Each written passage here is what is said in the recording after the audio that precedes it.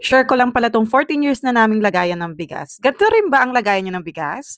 Nakakatuwa kasi sa mahal ng bilihin ngayon, ang laking tipid na namin sa bigas dahil may Rice Club community. At pang third sacks na nga namin ito. At ayan, may natira pa from second month namin. Noon, halos 10 to 15 kilos nga lang ang nabibili namin. Kasi nga kulang na kulang sa budget sa mahal na rin ang presyo ng bigas. Ngayon, hindi na namin problema dahil 1 year na ang supply namin ng bigas from Rice Club community. Every month, may 25 kilograms ng sack of rice at free delivery pa. Lalo na kung ikaw ay tiga Cavite, Metro Manila, Laguna, Rizal at Bulacan. At ngayon, meron na rin sila sa Batangas. Ang laking ginhawa nito sa simpleng Pilipino at hindi lang tayo ang natutulungan ng mga consumer, pati na rin ang mga local farmers.